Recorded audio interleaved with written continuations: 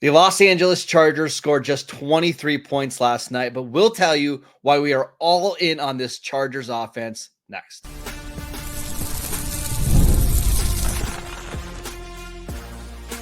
You are Locked On Dynasty Football, part of the Locked On Podcast Network.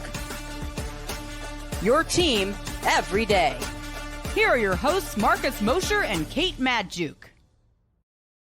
Welcome back to the Locked On Dynasty Football Podcast, part of the Locked On Podcast Network, your team every day. We'd like to thank you for making us your first listen of the day. This episode is brought to you by FanDuel.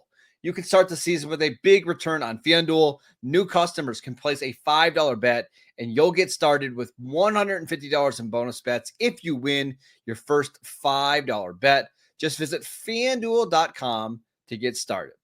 Welcome back. I am your host, Marcus Mosher. You can follow me on Twitter at Marcus_Mosher. Joining me today, as always, is Kate Madjuk. You can follow her on Twitter at Kate Madjuk. On today's show, we are breaking down all of the action from Monday Night Football. But Kate, I want to start with the Chargers because you and I had the same takeaway coming out of this game. The Chargers did not win. They were down by 14 points in the fourth quarter, despite having a 10-0 lead. The offense didn't do a ton. I think they had 285 total yards coming out of this game. But our takeaway was the same. We want everybody on this offense. I want everybody on this offense. And, let's be real. There were so many plays that were left on the football field. There were so many very near completions that should have been completions. I don't know. Let's call them a drop, let's say. By none other than Quentin Johnston, who had several critical drops in this game that would have totally changed the stat sheet. So I think this is when you think of games that perfectly exemplify why the football matters than the stat sheet, it is this game. Yeah, Kate, one of the things that I just love watching in this game is Justin Herbert. And the stats weren't great, 21-36 for 218 yards, but again, you and I came away with the same game. Same thoughts from this game. It's just he's like a robot QB. If a receiver's open, he's going to hit them. And I know the receivers are bad right now. I want Ladd and I want Herbert, but I just long term, anybody that they bring in, I'm going to be interested in. Yeah, I mean, Justin Herbert, again, so many plays left on the field, not because of Herbert missing throws, but because of his receivers not coming up big when they needed to come up. And I'll be honest, one of the big reasons and one of the big points of hesitancy for me looking at this offense in general was the Chargers are just always chargering, right? It always feels like something's going wrong. Feels like they never had a good answer at head coach. It felt like there was just these little cracks in the foundation of this organization that were always just going to hold them back in big moments and key moments. And then they lose games they should be winning, etc. It really feels like the tides are turning. We watched very high quality football last night. Jim Harbaugh, I think, is the answer. What I love about Jim Harbaugh in particular, he is so down for Justin Herbert. This is just a situation we should want more of. He is a good head coach. He knows how to put together an offense, but most of all, he is all in on his quarterback. I think you're going to have to pry Justin Herbert away from Jim Harbaugh's cold, dead fingers. There's another thing that this isn't related to Herbert or any of the pass catchers, but just overall philosophy with Jim Harbaugh. There was a moment in this game in the first half. It was 4th and 1 from the 30-yard line.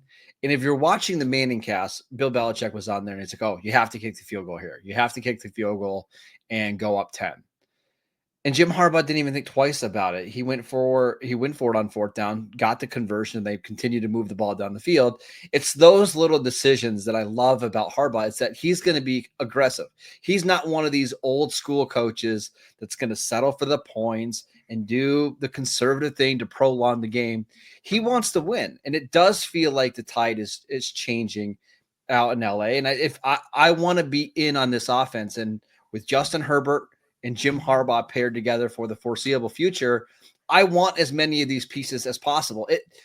On the outside looking in, Kate, it really felt like this year for Harbaugh was getting some of his guys in on 1-year deals to establish the culture. And over the next couple of years, he'll find his long-term options. And that's why he brought in J.K. Dobbins and Gus Edwards, who are with Greg Roman, that know how to play physical football. He brought some of the same type of players in on defense. He's got 2 fullbacks on this roster. I think the longer that we go in the Jim Harbaugh area, the more that you're going to see big-time playmakers come in and want to play with Herbert. Long-term, this is an offense that we should be targeting. Yeah, I just want all the pieces. Now, one question people might have about this Chargers offense, because I think there's no doubt, like looking at Justin Herbert, looking at their productivity, like, still bottom of the league in terms of pass rate. But, what we're seeing once again in this Greg Roman offense is that, as long as you're efficient with that passing attack, which we know that Justin Herbert has been and can continue to be, as long as he has suitable receiver play, like I think that part, like my concerns are quelmed. Like I was big time concerned heading into the season that the passing volume just wouldn't be enough. But what do we do with Quentin Johnston, Nothing. who been kind of a roller coaster this year? I mean, he has 6 receiving touchdowns, 1 multi-touchdown receiving game, but they've been kind of fluky, like touchdowns by nature, very fluky. But these touchdowns in particular feel really, really, really fluky because, he's got like 2 catches, 1 touchdown, 2 catches, 1 touchdown, 5 catches, 2 touchdowns. Like, it's not like he's getting sustainable volume. And a lot of these busted coverage plays have led to scoring. I think the biggest takeaway for me here is that I just don't think Quentin Johnston is a super great receiver. I think there's still plenty of time for him to put it together, because I've been preaching, like, if you expected a polished receiver out of Quentin Johnston coming out of TCU last season, like, you just weren't watching the same football player.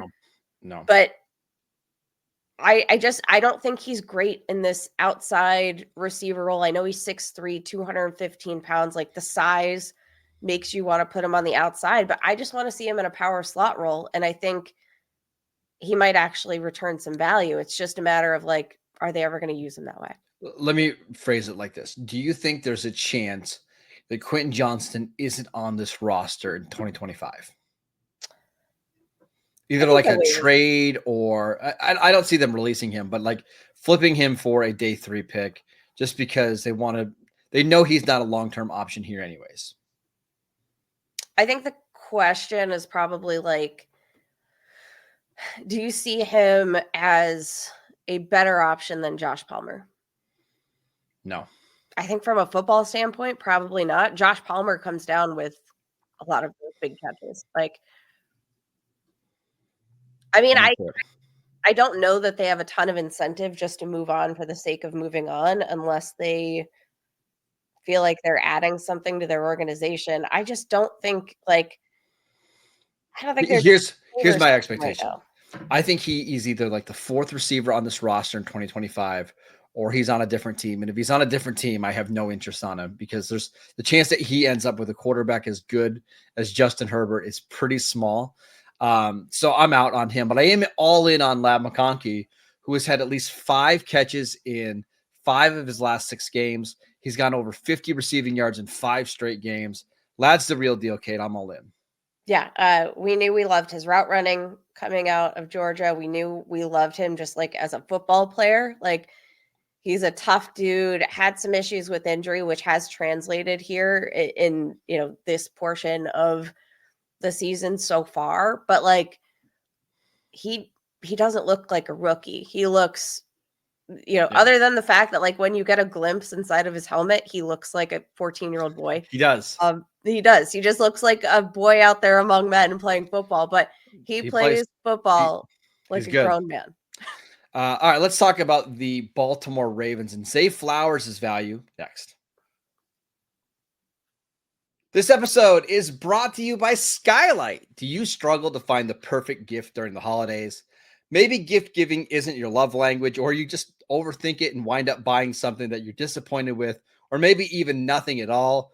Or are you buying for someone who has everything or just seems unpleasable, like my wife? She's a terrible gift receiver. we've got the perfect gift for you if you're struggling to find a gift. Skylight Frame is the touchscreen digital photo frame that your whole family will love. Upload thousands of photos with your phone and watch them appear in seconds. It's so easy to use. It takes less than 60 seconds to start up. You have seamless sharing. You can invite friends and family to easily share photos via the free Skylight mobile app or email. There's no account or subscription required. The touchscreen is a game changer. Swipe through photos, tap to see the new photos sent, tap the heart button to say thank you to the sender. And gift mode makes it easy to get very meaningful pictures and make it a personalized gift. You can preload it with memories without opening the box. Surprise them with old sentimental photos as soon as it's plugged in. Right now, as a special limited time off for our listeners, get $20 off your purchase of a Skylight Frame when you go to skylightframe.com/LockedOnNFL. That is SKYLIGHTFRAME.com/NFL. Get $20 off your first purchase at skylightframe.com/NFL. This episode is brought to you by FanDuel. Get ready to tackle the NFL action with FanDuel, America's #1 sportsbook. Because right now, new customers can bet $5 and get $150 in bonus bets if you win. The FanDuel Sportsbook app gives you everything you need to place live bets on the NFL all in one place. So when you get a hunch in the middle of the game, you can check out the latest stats, view live play-by-play, and so much more on the same page where you place your bets. Just visit FanDuel.com to join today. You'll get started with $150 in bonus bets if you win your first $5 bet. That is FanDuel.com. Never waste a hunch and make every moment more with FanDuel, an official sportsbook partner of the NFL. Welcome back to the Locked On Dynasty Football Podcast. We'd like to thank you for making us your first listen of the day.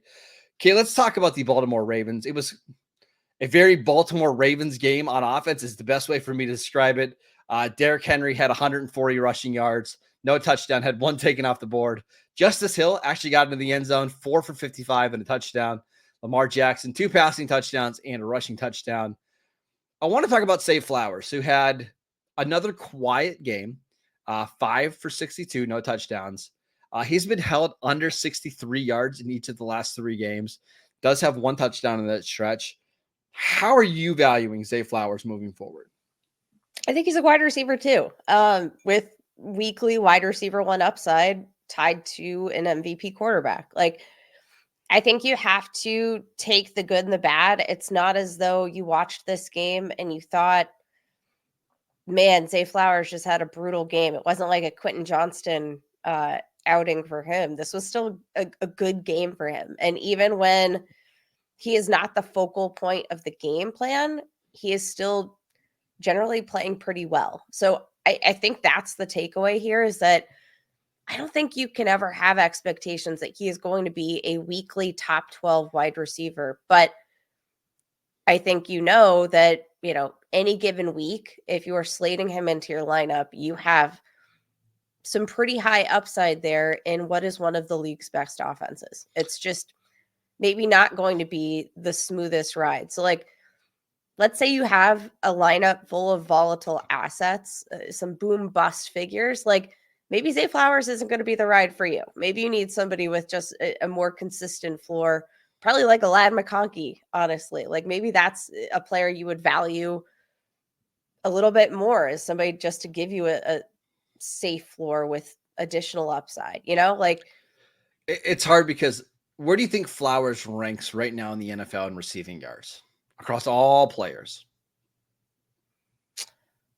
I honestly don't know. Fifth in the NFL, 789 receiving yards, only 4 touchdowns. I think what's disappointing about Flowers is that we saw earlier in the year, he was just getting a boatload of targets, 10 against Kansas City, 11 against the Raiders, 12 against the Bengals, 12 against the Browns. And then the last couple of weeks, 6, 6, 6, 8.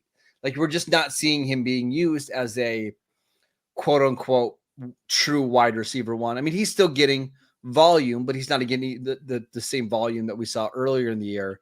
And he's not making as many big plays down the field. And that hurts. So I'm not panicking on Zay Flowers, but I guess I view him more as maybe a middling wide receiver 2 rather than a high-end wide receiver 2. Yeah, I think, again, like, the ceiling is going to be sky high, but the other problem with the Ravens in general, I think, is, again, they're a good football team. They're well coached. They've got a lot of these kind of depth playmakers that just step up in big situations. So, like, when things go off script, like, Zay Flowers is not the only guy you need to lean on. No. You have a Mark Andrews. You have a Rashad Bateman that's playing the best football of his career. You have Nelson Aguilar, who is probably a more reliable wide receiver right now than Quentin Johnston on the other side of the football. Like, I think this is just going to be part of the Zay Flowers experience where the talent is there, that he is a top end wide receiver with big play potential, can make plays after the catch, but I think it's just kind of got to be the Ravens experience for now, where they have so many contributors that, yeah, you're not going to see 10 plus targets every week. Yeah. A couple other things I just wanted to mention about this Baltimore offense. You mentioned Rashad Bateman, 2 catches for 43 yards and a touchdown. It doesn't even really quite describe his day because there was a couple big plays in the second quarter that he got open on, but there was pass interference calls. And actually his touchdown that came a play later was set up by a big pass interference call that he drew. He had another target, Kate, in the end zone, which was very close to becoming another touchdown on like a 50-yard throw from Lamar Jackson. He's not somebody that should be a weekly starter into your lineup, but it does feel like he gives you some weekly flex appeal. Again, I've been encouraged by what we've seen from Rashad Bateman this year. Yeah, I think he's kind of been a nice, pleasant surprise, and maybe that's the career arc we'll see for our own Quentin Johnston here on the other side, where, I don't know. It's always nice to see these late, kind of breakouts come to fruition. Yeah. Never going to be an every week fantasy start, but I'm going to be honest. Like, if I'm in a bye week pinch, like we were in week 12, and you were forced to start Rashad Bateman in the flex, like, I've started worse. Well, I'm going to tell you, I was in a short bench dynasty league this week, and I was forced to choose between Rashad Bateman and Quentin Johnston, and it wasn't even a close call for me. It was Bateman all the way. Now, I lucked out because of the touchdown. It wasn't like it was a huge day from Bateman, but I just felt more comfortable that he was going to be involved in the offense. And there you go. The last thing I wanted to ask you about Baltimore is Isaiah Likely did not receive a target in this game. Mark Andrews, 5 for 44 and a touchdown, and his touchdown was unbelievable. Andrews has really started to look like himself over the last month or so. Is Isaiah Likely droppable in shorter bench dynasty leagues?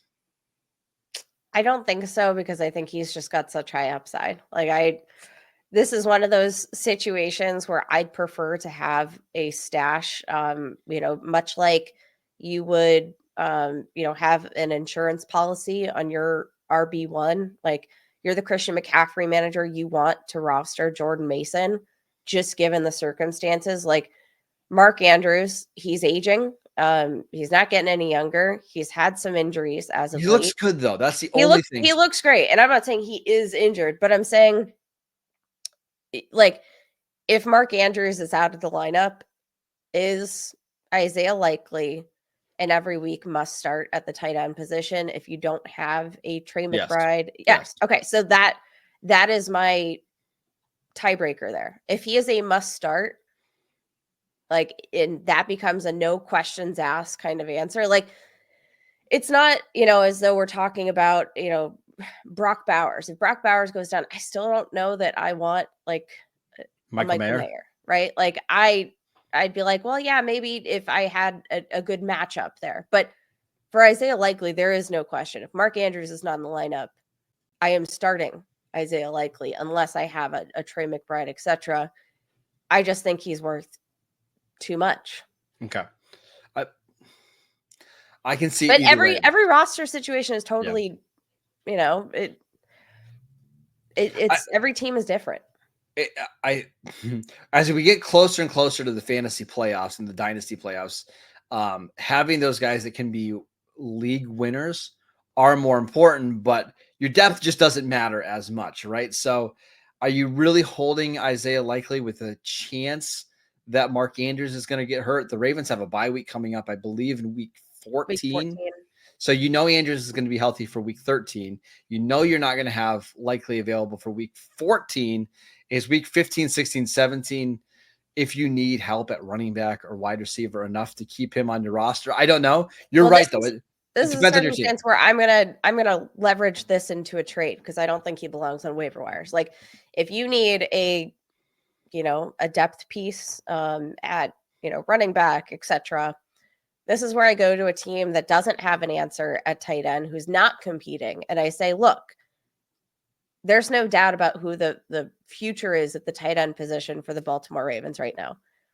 Do you want to secure that right now? And I'll take on some of your, low end RB1s, low end RB2, whatever the trade is. Like, I just don't think he belongs on waivers, period. Okay. Let's talk about some waiver wire pickups for week 13. We will get to that next. This episode is brought to you by Hillsdale College. Time is our most precious commodity, so don't waste it scrolling through the same mind-numbing content for hours and hours and hours. How can you spend it wisely to improve yourself? Well, our sponsor, Hillsdale College, is offering more than 40 free online courses, including Constitution 101, the meaning and history of the Constitution, introduction to free market economics, the Great American Story, A Land of Hope, and the rise and fall of the Roman Republic. All of Hillsdale's courses are self-paced so that you can start whenever and tune in wherever. Plus, you can go deeper with readings, quizzes, discussions, or just sit back and enjoy the lectures. Go right now to hillsdale.edu/lockedon to enroll. There's no cost and it's easy to get started. That's hillsdale.edu/lockedon to register. Hillsdale/edu or hillsdale.edu/lockedon to register. Welcome back to the Locked On Dynasty Football Podcast. We'd like to thank you for making us your first listen of the day. For your second listen, go check out the new Locked On NFL show. 2 shows every single day. 1 in the morning with Tyler Rowland, 1 in the afternoon with Tony Wiggins for some real NFL talk, available wherever you get your podcasts. All right, Kate, it's a waiver wire show here. Which players are you putting offers for in your dynasty leagues? There are a couple tight ends I think we can talk about here in terms of some depth plays. Again, this is dynasty. We have to dig nice and deep, right? I think there are a couple of quality options out here. Let's start with Tommy Tremble, who is a tight end with the Carolina Panthers. Just had a pretty scary neck injury suffered to Jatavian Sanders last week. Super unfortunate because he was playing super, super well in this matchup. But we're seeing a Carolina Panthers offense that's they're clicking a little bit right now. Not terrible. Like at the very, very worst, they are a functional NFL offense. Yes, they look like a real a big boy team. They don't look like JV anymore. They don't look like the best varsity unit in the state, but they look better good. Better than they have. So I think with the potential target availability, we were seeing an increased role here for Jatavian Sanders. Tommy Tremble, a guy that we've kind of big fans of here, never really came to fruition from a fantasy standpoint, but just with the trajectory of the offense and potential opportunity, I think he's worth a stash. Yeah, I'm a Tommy Tremble guy. I mean, I was a fan of him coming out of the draft. He's never really quite developed into a dynamic receiving option, but I think this is a fantastic opportunity for him, especially with Bryce Young just playing some of the best football of his career. So I think that's a really good buy. Kate, I've got one for you. Marvin Mims, who we were big fans of pre-draft. Now, this has not worked out particularly well for the Broncos. However, I will say that they are starting to get him more involved in the offense. Last week against Atlanta, 2 catches for 49 yards and a touchdown. Also got 3 carries in that game. This week against the Raiders, 3 catches for 44 yards. Got 2 carries in this game. He's had at least 2 rushing attempts in 3 straight games. He's starting to become more involved as a receiver. Now, the problem with Mims is he's still only playing like 15 to 20 snaps a game. However, he's making plays and he's making the most of his opportunities.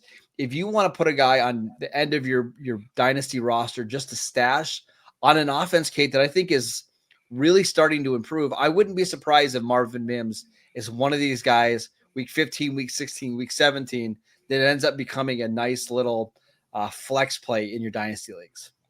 Yeah, I think like the difference kind of between what we have seen with him and the usage that we're seeing now is the fact that like there's no doubt there was a big kind of, it was deep play or nothing, right? There was a big gap in terms of what he could do from a physical standpoint versus what they were asking him to do just as a pure deep threat. He is a great pure deep threat. He's got a ton of speed. He's very quick.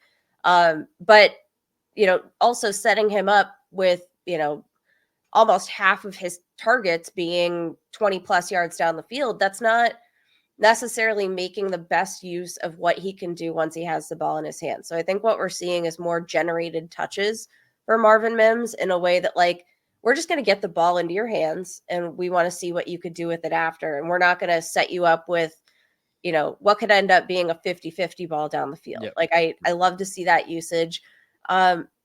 Any curiosity level here on Noah Gray, who continues to be a thorn in our backside in terms of like receiving work in the end zone? He has 4 end zone targets on the year. That is the same number as Travis Kelce right now. So like a very niche role, but if you're talking about a guy who is, a trusted option for Patrick Mahomes in the end zone, I think like should probably be rostered. I don't know. The hard part is he's not had a game over 5 targets all year. And in fact, he's had just 1 game this year over 4 targets. You're not getting a lot of upside here, and there's a lot of downside. Like there's been multiple games this year where he's just done over. Just to be clear, I do not think he is like an every week starter. But if you need, well, let me give you an example. I am in a league where I have Jake Ferguson and Dalton Kincaid, and this is a start 2 tight end league. You have to start 2 of these guys. Noah Gray is somebody that I did put a waiver wire claim in for this week because I don't think Ferguson's going to play. And at least I know that Noah Gray is going to be out on the field. But I think to me, he is a bye week injury fill-in, and that's about it. That's what I want him to be okay. for me. One last name, and I know we already kind of talked about the Panthers a little bit, but I do want to shout out this player in particular who's taken on more of a full-time role and is coming off his best game of the season. Let's talk about David Moore real quick, wide receiver for the Carolina Panthers. Again, not a guy you have like high expectations for. He's just about to turn 30 years old. Like he's not a high end anything, but he is a guy that has taken on a full-time role since Deontay Johnson was traded. Yeah. Coming off a season high 41 routes run this past week. And that translated to 10 targets, 6 receptions, 81 yards, and a touchdown. Again, if we just kind of need to get these pieces together, to help inch along our season, like I think he's, in some of these deeper leagues worth a spot on your bench. 23 targets over the last 4 games. I mean, there's just not many guys on the waiver wire that are going to give you that type of volume. And again, Bryce Young is playing really well. And the schedule's not overly difficult for them coming up. Tampa Bay, you can absolutely get through the air. Dallas, Arizona, Tampa Bay again. Like, I think that's a pretty favorable matchup if you want a guy that is just going to be on the field a lot, Kate. I think that's a good call. That is it for today's show. We want to thank you for making Locked On Dynasty Football your first listen every single day. Make sure you check out the channel on YouTube. We are free and available on all platforms. Follow Kate on Twitter at Kate Majuk. I'm at Marcus_Mosier, and we will see you right back here tomorrow.